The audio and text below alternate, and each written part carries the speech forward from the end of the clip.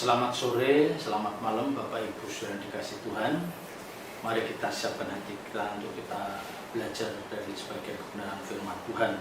Ya, hari ini Selasa 12 Januari 2021 dan kiranya lewat ketekunan kita belajar firman, kita akan terus semakin didewasakan rohani kita semakin mengerti dan mengenal Bapa dengan lebih baik lagi. Ya, mari kita awali di dalam doa.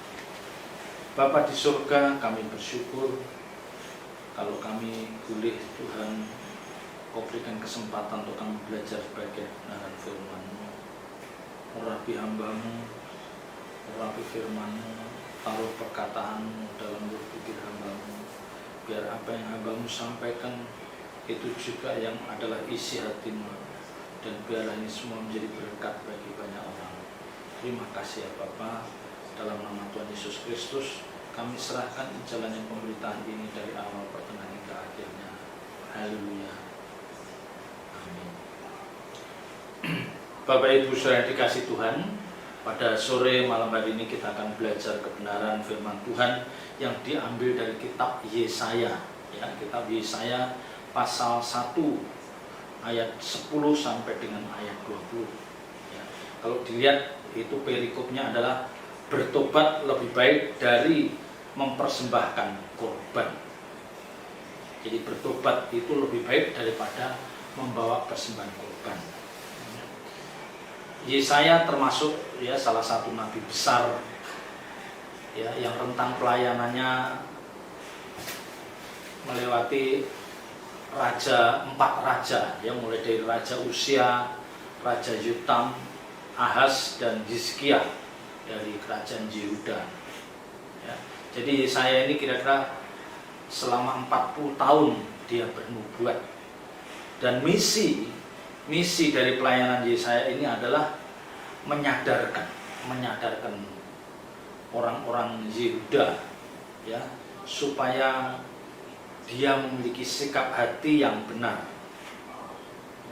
Jadi Yesaya ini mengajak bangsa Yehuda untuk tidak bergabung dengan bangsa-bangsa lain atau menyembah Allah lain, tetapi tetap menaruh percaya pada Tuhan. Ya, ini misi besar. Ya, karena pada waktu Yesaya ini bangsa Yehuda itu melenceng, ya, dia melenceng jauh dari hadapan Tuhan. Apa yang dia kerjakan menjadi sesuatu yang menyakitkan hati Tuhan. Ya, jadi Yesaya itu Nabi Yesaya itu mengajak supaya bangsa Yehuda itu, orang-orang Yehuda itu mempertahankan ya, menaruh percaya pada Tuhan. Ya, karena Nabi Yesaya itu menghendaki supaya Yehuda itu menjadi bangsa yang kudus di hadapan Allah. Dan Yesaya meyakinkan pada umat Allah ini bahwa seisi dunia ini berada dalam pengendalian Tuhan. Jadi Yesaya meyakinkan kepada orang-orang Yehuda bahwa seisi dunia ini ada dalam pengendalian Tuhan. Ya. Dan Yesaya sudah memperingatkan apabila mereka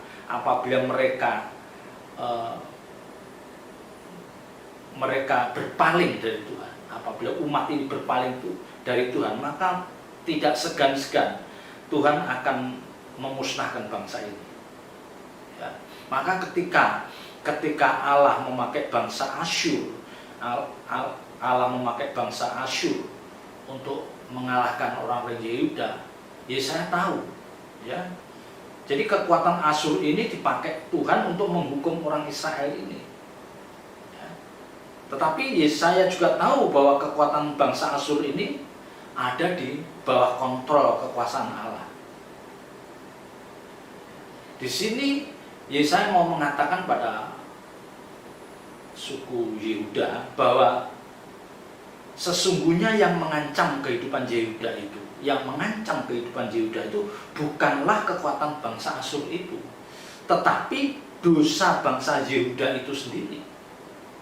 Ya, jadi bukan karena kekuatan Asyur kuat, tapi memang dia dipakai Tuhan untuk menghukum menghukum bangsa Yehuda. Ya, jadi sesungguhnya Yehuda ini karena tidak taat kepada Allah. Ya, karena dia tidak taat kepada Allah. Jadi yang mengancam kehidupan Yehuda itu bukan kekuatan Asyur, karena kesalahan bangsa Yehuda itu yang dia berbalik dari Allah, sehingga Allah menggunakan bangsa Asyur ini untuk menghukum mereka. Nah, inilah misi utama Yesaya itu, Nabi besar Yesaya itu, dia menyadarkan kesalahan Yehuda, baik dalam perkataan maupun dalam perbuatan. Ya, kalau kita lihat di dalam ayat 10 dari Yesaya pasal 1, dengarkanlah firman Tuhan, hai pemimpin manusia Sodom, perhatikanlah pengajaran Allah kita, hai rakyat manusia Gomora. Ya. Jadi Yesaya mengingatkan baik para pemimpin maupun rakyatnya itu diingatkan supaya mereka mendengarkan dan memperhatikan pengajaran Tuhan. Ya, karena baik pemimpin maupun rakyatnya itu melalaikan hal ini. Ya, mereka akhirnya apa? Mereka tidak memiliki pengenalan akan Tuhan secara lengkap. Ya, mereka tidak memiliki pengenalan akan Tuhan dengan baik, maka apa yang dilakukan bangsa itu jahat di mata Tuhan. Nah, ini pelajaran terbaik bagi Bapak Ibu Saudara dan saya. Jadi pengenalan kita akan Tuhan itu dari hari ke hari harus makin lengkap, makin komplit. Ya, sehingga pada titik tertentu yang sering saya katakan, sampai kita itu mengerti selera Tuhan. Ya, kita tahu apa yang Tuhan tidak suka, kita tahu apa yang Tuhan suka. Nah, inilah jadi inti kekristenan kita bertahun-tahun itu untuk membangun intimasi dengan Tuhan, yang ujungnya nanti kita itu mengenal Dia dengan benar. Ya. Kalau kita sudah mengenal Tuhan dengan benar, maka pasti kita memperlakukan juga dengan benar. Tapi kalau kita mengenal dengan tidak benar, tidak mungkin kita memperlakukan dengan benar. Ya. Jadi ayat 10 itu mengingatkan, bukan hanya pemimpinnya, tetapi rakyatnya pun diingatkan. Pemimpinnya diibaratkan seperti manusia Sodom, dan rakyatnya seperti manusia Gomora. Ya, sama aja, Sodom dan Gomora itu adalah bentuk dari kejahatan orang-orang Sodom dan Gomora ini. Ya, ayat 11. Ya, untuk apa itu korbanmu yang banyak-banyak, firman Tuhan. Aku sudah jemu akan korban-korban bakaran berupa domba jantan, dan akan lemak dari anak lembu gemukan, darah lembu jantan, dan domba-domba dan kambing jantan tidak kusukai. Ya. Jadi bagaimana bangsa ini salah dalam pengenalan akan Tuhan. Dia mengira, dia menyangka bahwa dengan dia membawa korban itu akan menyukakan Tuhan. Ya, tetapi ternyata apa? Ternyata Tuhan katakan sudah jemu. Jadi Tuhan sudah tidak tertarik dengan apa yang mereka persembahkan, sekalipun itu persembahan yang menurut mereka adalah persembahan yang terbaik. Ya. Nah, disinilah pelajaran yang terbaik bagi Bapak Ibu Saudara dan saya.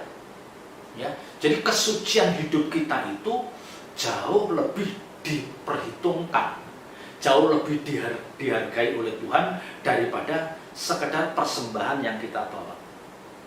Ya, karena apa? Nanti kalau enggak apa?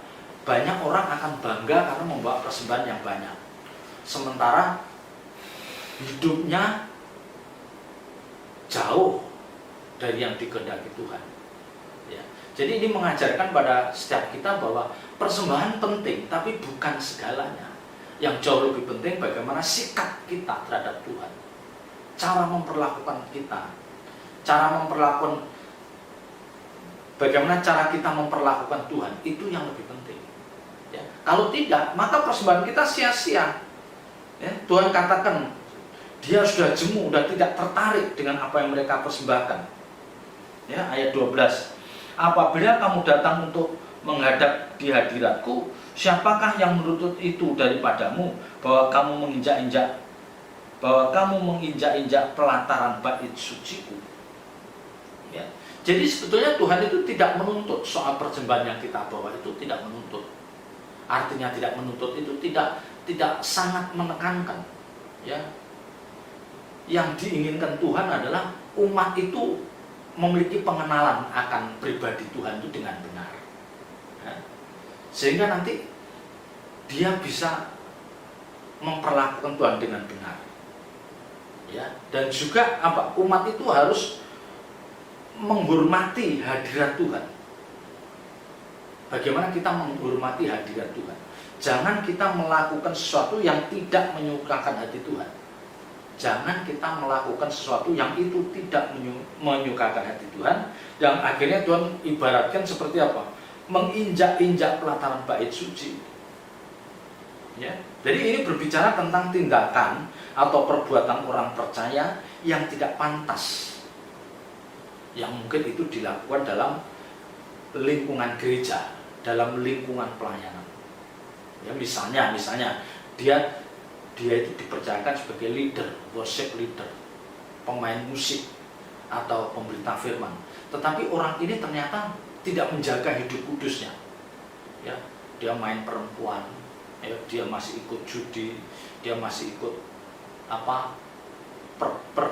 pergaulan yang tidak baik. Nah, ini seperti menginjak-injak, ya, menginjak-injak pelataran bait suci. Dia tidak menghormati bahwa kita ini sebagai imam, kita harus menghormati panggilan kita sebagai imam. Jangan kita merendahkan panggilan yang Tuhan percayakan pada setiap kita. Nah, ini yang Tuhan nggak mau, ya, ini yang Tuhan nggak mau. Ayat 13, jangan lagi membawa persembahanmu yang tidak sungguh, sebab baunya adalah kejijikan bagiku. Kalau kamu merayakan bulan baru dan Sabat atau mengadakan pertemuan-pertemuan, aku tidak tahan melihatnya, karena perayaanmu itu penuh kejahatan. Ya. Jadi di sini Tuhan mengingatkan supaya umatnya itu kalau membawa persembahan itu dengan sungguh. Artinya apa? Jangan kita mempersembahkan itu dikatakan tidak sungguh, asal gitu, dengan sikap hati yang tidak benar. Jangan. Jadi kalau kita mempersembahkan sesuatu itu dengan sikap hati yang benar, yang layak, dan dengan motivasi yang benar. Kalau tidak, Tuhan katakan itu bau yang menjijikkan. Itu bau yang menjijikkan. Kelihatannya kamu bawa persembahan, tetapi dengan sikap hati yang tidak benar dan dengan cara yang tidak sungguh-sungguh. Ya. Ya, jangan kita melakukan ritual atau ibadah sementara dalam diri kita masih dipenuhi dengan kejahatan. Ya. Jadi di sini kita mau belajar bagaimana Tuhan itu menuntut pada setiap kita itu sesuatu yang nilai rohaninya tinggi. Ya. Jadi yang diperhatikan Tuhan itu bukan hal-hal yang lahiriah, tetapi yang batiniah. Yang seringkali saya katakan, ya, hal-hal batiniah itu apa?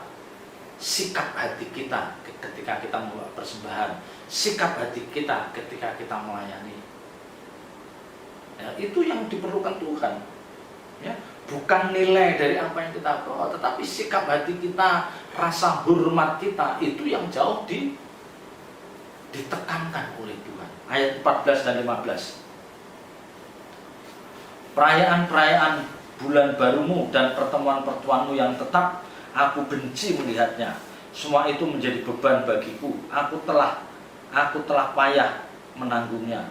Apabila kamu menadahkan tanganmu untuk berdoa, aku akan memalingkan mukaku. Bahkan sekalipun kamu berkali-kali berdoa, aku tidak akan mendengarkannya, sebab tanganmu penuh dengan darah. Saya rasa Bapak Ibu Saudara tidak sulit memahami ayat 14 dan 15. Ya, di sini jelas kita bisa menarik benang merah bahwa Tuhan itu, ya, dalam konteks ini terhadap orang umat Yehuda, bagaimana Tuhan itu sangat membenci melihat apa yang dikerjakan umatnya, sekalipun itu berupa perayaan-perayaan. Ya, dikatakan perayaan-perayaan bulan barumu, dan pertemuan-pertemuan yang tetap. Tuhan tidak suka. Ya, dikatakan, aku benci melihatnya, semua itu menjadi beban bagiku, aku telah payah menanggungnya. Jadi melihat apa yang dilakukan oleh orang-orang ini, Tuhan, aduh sedih. Ya, kok kamu tidak sadar? Ya, kamu kok nggak sadar? Kamu merasa kamu sudah melakukan sesuatu yang menurut kamu pantas, layak, menyukakan hatiku, tapi sesungguhnya itu tidak. Itu tidak menyukakan. Ya, itu tidak menyukakan. Bahkan doanya pun Tuhan tidak meresponi. Dikatakan, apabila kamu menadahkan tanganmu untuk berdoa, aku akan memalingkan mukamu, bahkan sekalipun kamu berkali-kali berdoa. Jadi ingat, nah ini yang penting Bapak Ibu Saudara dan saya. Ya, kita tidak boleh tidak berdoa, kita harus terus berdoa, bahkan semakin hari semakin tekun. Tetapi jangan kita hanya bisa menaikkan doa, tapi tanpa kita memperkarakan hidup kita sendiri. Ya, seperti yang pernah saya khotbahkan hari Minggu kemarin. Apa sih susahnya ibadah? Apa sih susahnya melayani? Apa sih susahnya berdoa? Ya, nggak begitu sulit. Yang sulit ini adalah ketika semua yang kita lakukan dan memiliki pemahaman yang baru. Nah, yang sulit itu mengenakan dalam hidup kita. Itu yang sulit. Mengenakan dalam diri kita, mempraktekkan dalam hidup nyata. Itu yang paling sulit. Itu yang paling sulit. Ya, maka di sini dikatakan Tuhan tidak merespon sekalipun kamu lakukan berkali-kali. Ya, dikatakan, aku tidak akan mendengarkannya sebab tanganmu penuh dengan darah.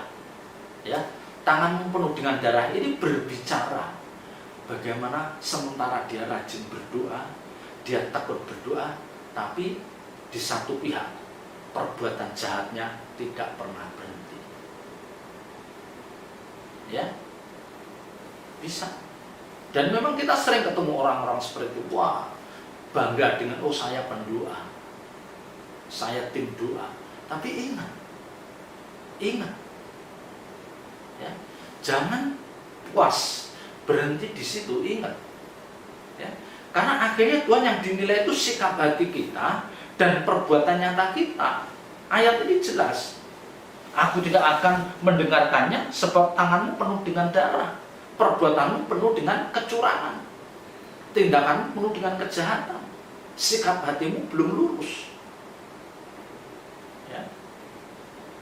Apa kita tidak boleh berdoa? Yuk, kita tetap berdoa sekalipun kita masih sering salah. Tetapi yang saya maksudkan gini, ketekunan kita berdoa, ketekunan kita membangun misbah doa, itu harus diikuti dengan gairah yang kuat dari kita untuk mewujudkan peragam hidup yang baik. Ya, ketekunan berdoa kita terus kita pertahankan, ya, kita makin kita intensifkan. Tetapi jangan lupa gairah kita, spirit kita untuk hidup benar di hadapan Tuhan itu harus jauh lebih kuat. Ya, kita udah mulai meninggalkan kebiasaan buruk kita, pemarah lah, ya, mulut kotor lah, kasar lah, merugikan orang lain lah, ya, pendendam kah, itu harus kita singkirkan. Sehingga nanti doa kita itu benar-benar efektif didengar oleh Tuhan. Ayat 16 dan 17. Basuhlah, bersihkanlah dirimu, jauhkanlah perbuatan-perbuatanmu yang jahat dari depan mataku. Berhentilah berbuat jahat, belajarlah berbuat baik, usahakanlah keadilan, kendalikanlah orang kejam, belalah hak anak-anak yatim, perjuangkanlah perkara janda-janda. Ya, jadi akhirnya ayat 16 katakan, kita diharapkan, kita diinginkan oleh Tuhan supaya kita sudah apa? Membasuh, membersihkan diri dari perbuatan jahat. Jadi berbicara tentang apa? Kebiasaan kita yang sudah mulai mengurangi perbuatan-perbuatan jahat kita, tindakan-tindakan kita yang merugikan orang lain, mulut kasar kita, sikap hati kita itu sudah mulai ditinggalkan. Ya, berhentilah berbuat jahat. Berhentilah berbuat jahat. Ya, jadi dari dia menegur sampai akhirnya Tuhan dorong untuk supaya kita berhenti. Nah, ayat 17 itu mulai belajarlah berbuat baik, usahakanlah keadilan. Nah, kalau kita sudah mulai bisa berhenti dari segala perbuatan jahat kita, mulai perbuatan jahat, perbuatan baik kita mulai nampak, mulai muncul. Ya, kita explore. Yuk kita kita perjuangkan untuk kita perbuatan baik kita itu benar-benar nyata di hadapan banyak orang. Ya.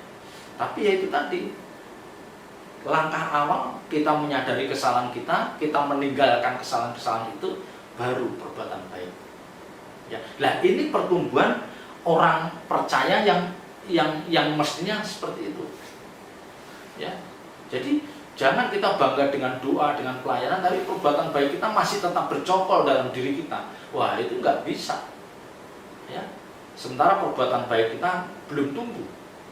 Nah, tetapi ayat 17 ini mengatakan, belajarlah berbuat baik, usahakanlah keadilan, kendalikanlah orang kejam, belalah hak anak-anak yatim, dan perjuangkanlah perkara janda-janda. Jadi kita harus sudah mulai memikirkan orang lain. Perbuatan baik itu terus kita pikirkan dan kita wujudkan dalam tindakan nyata. Ya. Ayat 18. Marilah, baiklah kita berperkara, firman Tuhan. Sekalipun dosamu merah seperti kirmisi, akan menjadi putih seperti salju. Sekalipun berwarna merah seperti kain kesumba, akan menjadi putih seperti bulu domba. Nah, ini berbicara tentang orang-orang yang dulu dia adalah orang yang jahat atau sangat jahat, tetapi karena orang ini mendengar didikan Tuhan, mendengar ajaran Tuhan, mendengar nasihat Tuhan, menjauhi kejahatan, dan mulai menumbuhkan perbuatan-perbuatan baik, maka Tuhan katakan, dosamu yang begitu besar dihapuskan. Ya, dikatakan, sekalipun dosamu merah seperti kirmisi, akan menjadi putih seperti salju.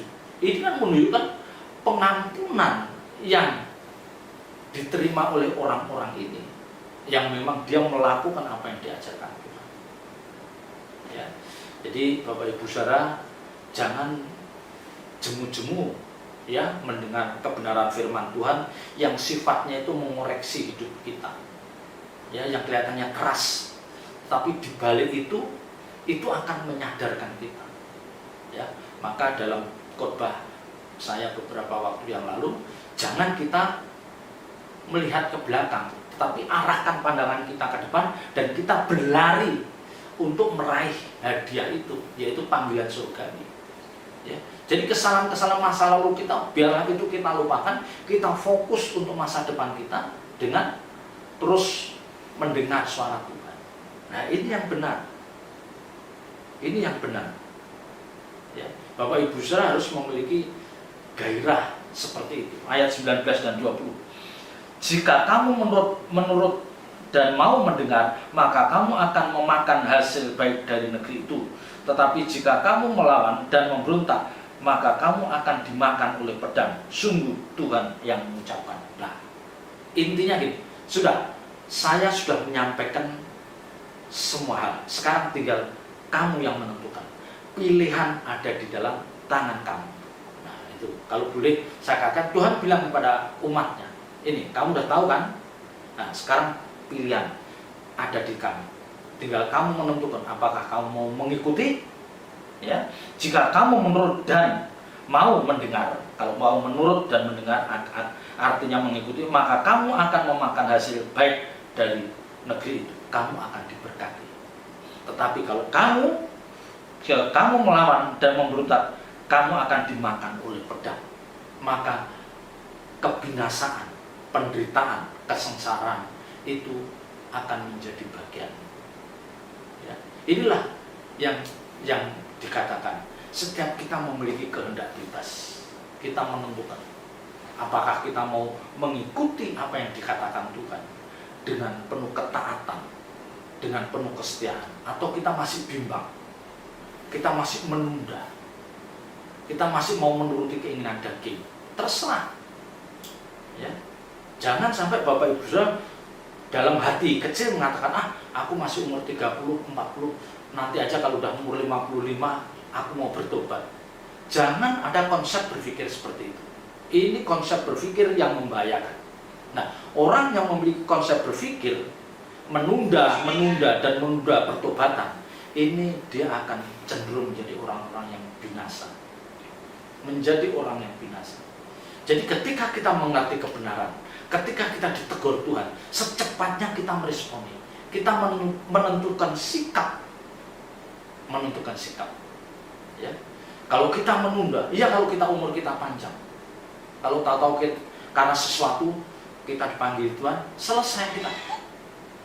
Selesai. Memang ada yang menjamin bahwa kita akan hidup sampai 10 tahun lagi, 15 tahun lagi. Tidak ada yang menjamin. Ya, jadi jangan menunda pertobatan. Ingat, jangan menunda pertobatan. Ini berbahaya. Ya, karena maut itu bisa menjemput kita kapanpun. Ingat, maut bisa menjemput kita kapanpun. Jangan menunda pertobatan. Jadilah menjadi orang-orang yang rendah hati, yang mau ditegur. Jangan kita tegar tengkuk. Jangan kita mengeraskan hati kita. Ya. Puji Tuhan, ini yang bisa saya sampaikan. Jadilah kita menjadi umat-umat Allah yang mau ditegur, yang meresponi kebenaran ini dengan lebih sungguh lagi. Jangan menunda pertobatan. Ingat, jangan menunda pertobatan. Hari sudah semakin dekat, ya, dan hari-hari ke depan akan diwarnai dengan banyak kejahatan. Kita harus tetap kuat dan selalu bertobat dari hari ke hari. Tuhan Yesus memberkati.